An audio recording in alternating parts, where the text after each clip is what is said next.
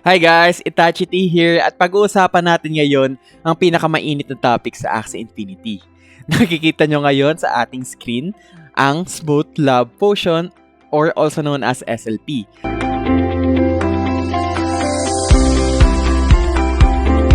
Makikita nyo sa ngayon, 1.32 pesos na lang siya, no?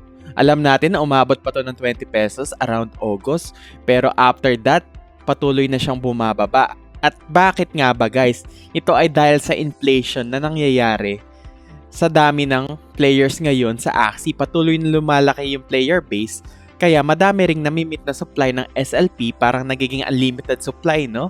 Kaya bumababa ang value. Ngayon, di ba nakakabahala na bakit ang baba na ng SLP? Ano ba ang gagawin ng developers dito? Ngayon, para maintindihan natin ang parang nagiging plano or some of the yung ibang takbo ng isip ng developers, tingnan natin yung developers journal. So, samahan nyo akong basahin ang developers journal, economic balancing. We should collectively work to improve the economic balance of our community assets. We like to provide a framework to start this conversation. So, introduction lang, one of the most common topics of conversation within the Axie Infinity ecosystem recently is around the Smooth Love Potion. We've been amazed by the level of thoughtful input you all have shared with us, and we also empathize with many of your concerns. That said, we wanted to write to you in the new year with the hope of sharing some history, some statistics, and some of our current thinking as we further develop the economic models around SLP. Ayan, tingnan natin yung iniisip ng developers. No? So, some history muna. We released SLP in December 2019. So, ayan, na-introduce siya tagal na, no? 3 years ago, December 2019, as a utility token which enabled Axie breeding. While its core purpose was humble, the community's response to SLP release made it clear quite early on that something very special in game economy history was occurring. This evolution in SLP's use in tandem with the explosive growth of 2021 has driven both incredible growth in the liquidity as well as some fundamental inflation in the token over time. So, to put things in perspective, the average amount of SLP burned per day has grown over 500 times through 2021. So, sa the beginning of the year of 2021 until the end of the year, nag-grow siya ng 500 times. Then, historically, yung na-outpace din yung, it also additionally grown yung SLP creation, which grown over 160 times over the last 12 months. So, tingnan natin yung data na to. So, makikita nyo sa data dito, ang SLP minted ay yung nakapula.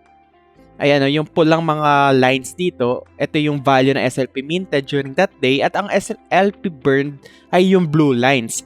Mapapansin nyo, January 1st until around July siguro, mapapansin nyo, dikit pa. Parang, ayan, magkalapit lang ang SLP minted at ang SLP burn. Therefore, ang net SLP niyan is close to zero. Makikita nyo until around July, pagdating natin ng August, andito na nangyari ang massive inflation, no? So, ito na, tumaas ang minted SLP na net SLP. Tumataas ang mga minted SLP until ngayon sa last month, the last 2 months, November, December, nakita nyo ang daming namimint na SLP, tapos yung nababurn lang ay itong mga blue lines na iwanan na sa baba, tapos yung pag-mint patuloy ang pagtaas, guys. So, ayun, nagkakaroon tayo ng inflation. So, ayun nga, nagkaroon tayo ng 500 times more nababurn na SLP, tapos yung SLP creation ay 160 times more ang nangyayari. Then, the primary complexity and economic balancing of SLP comes from the difficulty in predicting future player growth alongside timing further releases of product within our gaming ecosystem. As hopefully you all know, we are working on a number of new gaming experience, including the next generation of our Battles experience, Origins. So, ito yung mas commonly known as Battles B2. We can just call it Origins para di tayo maguluhan. And a new land-based gaming experience, Project K. Each of these games will include a number of new features that will affect the economy balance. We also invested significant time and effort over the past year into scaling our systems to accommodate the growth and build out the foundational blockchain components needed for our ecosystem, such as Ronin, Katana, and staking. All of these efforts often have come at the sacrifice of improving our ecosystem gameplay systems. However, we want to assure you that we are looking to prioritize experimenting with short-term approaches towards managing SLP inflation in the new year. Before talking about this short-term solution, so ayun guys nga, during this year kasi, parang ang daming time nila and effort yun na parang kinomit nila through building foundational blockchain components. Ito nga yung Ronin, Katana, and staking. Ito ay yung mga very long-term solutions. Kasi sa Ronin at Katana staking, andyan yung parang, ayun nga, building block ng Axie. Kaya na-delay yung parang pag-i-improve ng game, pag-release ng new gameplay dahil sa foundational blockchain components na to. Ngayon, balik tayo sa SLP. So, ano ang mga possible short-term solution na naiisip nila? So, please know that we are all listening to all of you. You all have given us a number of ideas to consider in the short term, while the Sky Mavis team has come up with some as well. In short, SLP economics evolved with changes to its supply and demand. We wanted to review a few of the more popular short-term solution demand ideas emerging within the community. So, ito yung mga from the suggestion ng community members, no? So, dalawang way para mapataas ang value ng SLP. Una, i-decrease ang supply. Pangalawa, i-increase ang demand. So, first suggestion, iteratively balance all in-game SLP rewards. The current alpha gaming experience continues to be refined on multiple fronts while player activity has evolved in surprising ways. As such, with the continuous balancing process, we may need to manually reduce SLP emissions rates for daily quests, PvP, and PvE. Over the longer run, we're hoping this can be adjusted more dynamically. So, ano ibig sabihin na to guys? Parang when you say dynamically kasi, parang hindi na nila yung manual na sineset kung ilan yung quota or yung maximum na magaget nyo sa daily quest, no? Ngayon kasi, di ba, 50 sa adventure, 25 sa daily quest. Pag sinabing dynamically, depende yan sa value ng SLP, nag-a-adjust yung amount ng may earn nyo through daily quest at PvE. So, yun yung iterative balancing on all in-game SLP rewards. So, that is one suggestion. Which is actually not that bad naman. It's a good suggestion pa rin naman. Parang ang goal naman kasi dito is parang to balance lang talaga ang ma-earn ng kada player. Next is change of ratios of in-game incentives. SLP is not the only token within our ecosystem. In fact, our long-term vision is for a more equitable distribution of AXS reward through gameplay. We want top players to gain influence within our community. We are evaluating ways to do this without inadvertently creating inflation problems for AXS as well. Unfortunately, we currently do not have the functionality to distribute AXS as a battle reward, and so we'll need to spin off engineering effort from our projects to work on this. In the meantime, we are considering increasing AXS in leaderboard rewards and reducing SLP rewards to high MMR players as one option. So change in ratios guys. Instead na SLP lang na-earn, pag nasa higher rank ka na, you can earn AXS na rin sa battle reward. Pero very tricky to, no? Kasi baka sa AXS naman magkaroon ng inflation, AXS naman yung parang bababa ang value. Tapos hindi rin siya ganun daw kadali, ala pa silang solution para ma-implement yung idea na yan.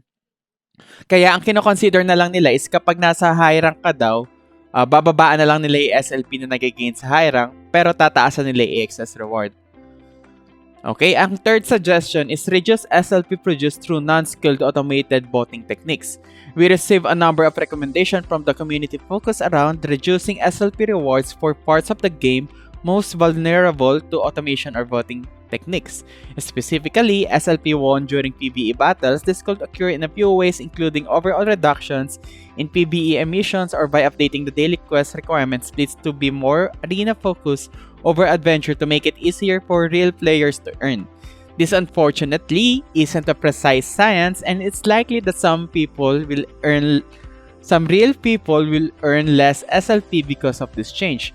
Another idea will be to require energy to earn SLP in PvE. This is currently not the case in that players can still hit the 50 SLP cap when they are out of energy.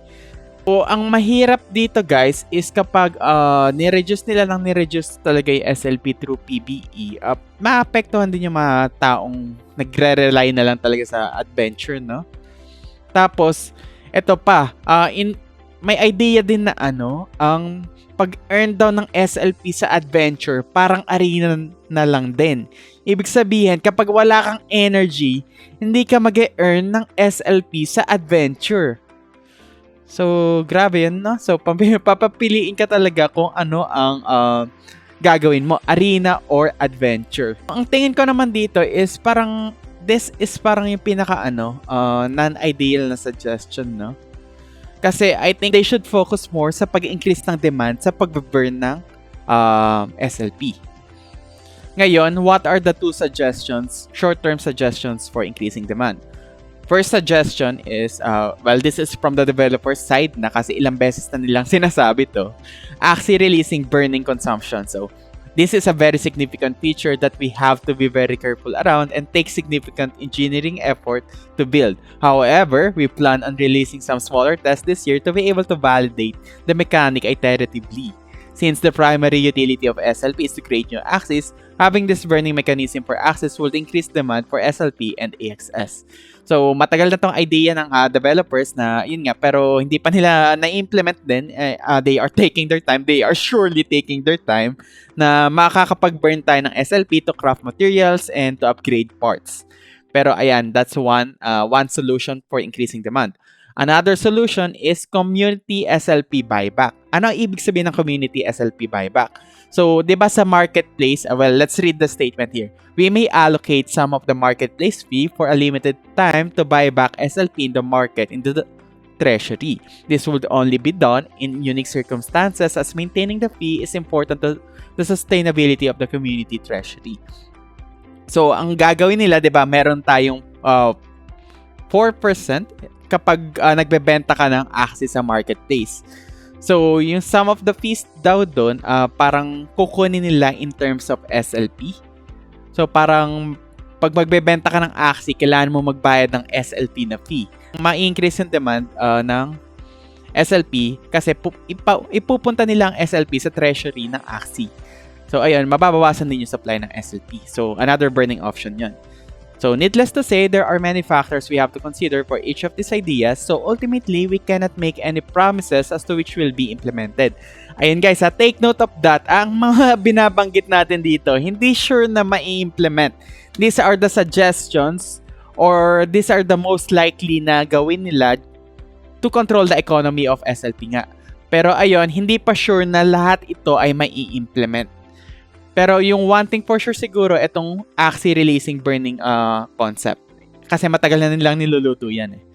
So, however, that we are spending a lot of time and effort across our teams figuring out how we can make positive adjustments.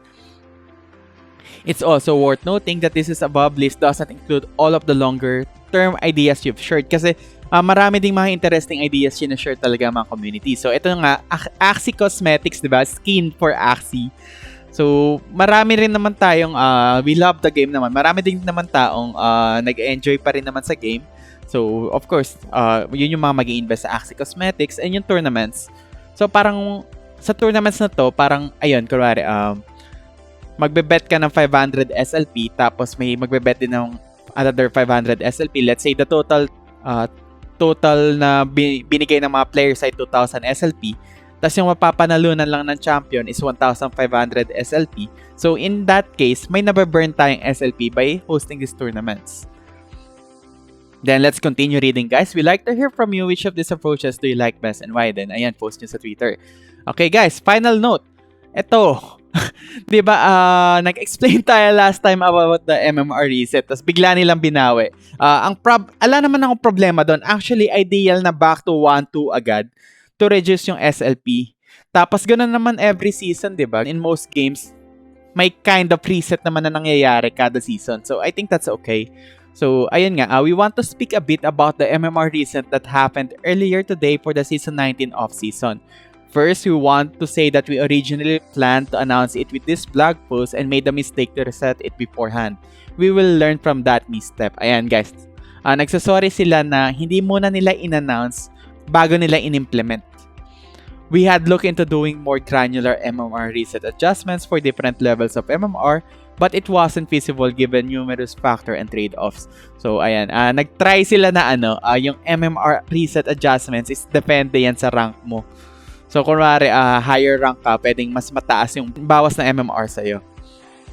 Pero ayan, never mind about that kasi they encounter numerous problems on that. So, yung solution na lang nila is every season, guys, every start ng season and every end ng season, magre-reset sa 1-2 MMR. So that said, this MMR reset will make sure that SLP supply and demand are closer to balance. We observed that over time, MMR inflation was happening as the player base grew, meaning more and more SLP was being produced each off-season. In addition, off-seasons have been increasing in time and length, especially now that we would like to release balancing updates in the middle of off-season rather at the beginning of the season. So ito guys, may dalawang point tong paragraph na to. Una, mapapansin nyo sa graph na to na ayun nga, as tumatagal yung season guys, yung na-earn ng players dumadami kasi nga tumataas yung ranking. Mas mataas yung bigay na SLP sa higher rank, diba? So ayun. Then pangalawa guys is hahaba na ang off-season. So alam natin dati na matagal ang off-season, no? Baka mas humaba pa doon kasi hindi na sa start ng new season yung balancing, i-implement na nila yan sa off-season, yung balancing. So, ayun yung sinasabi nila. So, those are the changes that we can expect from Axie. The next, finally, we saw that the average SLP increased by 40%. So, ito nga, it's about the graph here during the season time. Then we want to reiterate that we care deeply about the economy and the Axie Infinity community. We spent considerable time thinking deeply about the trade-offs between short and long-term economic balancing. While we will continue to lean strongly towards the long-term growth and sustainability of our ecosystem, we want you to know that we plan to shift some of our focus towards certain short-term issues that have emerged. We know it's important. Ayun guys, this is the whole developer's journal on economic balancing. So, fresh na fresh lang. And this is na yung parang i-expect natin for the rest of the year. So, ayun guys, nagwo-work naman sila pero hindi lang ganun ka-transparent. To be honest, hindi lang ganun ka-transparent yung sa progress nila, no? Kasi we know na medyo nababagalan na tayo on pag-address nila ng issue. That's why let's hope na they can continue doing these developments. As tayong mga supporters, we love the game and we will love to see the developers working hard as we are also working hard for this game to succeed. Ayun guys, I hope you learned at naintindihan nyo ang pag-discuss natin ng developer's journal for economic balancing of Axie Infinity. Until next time guys, Itachi T here, signing off.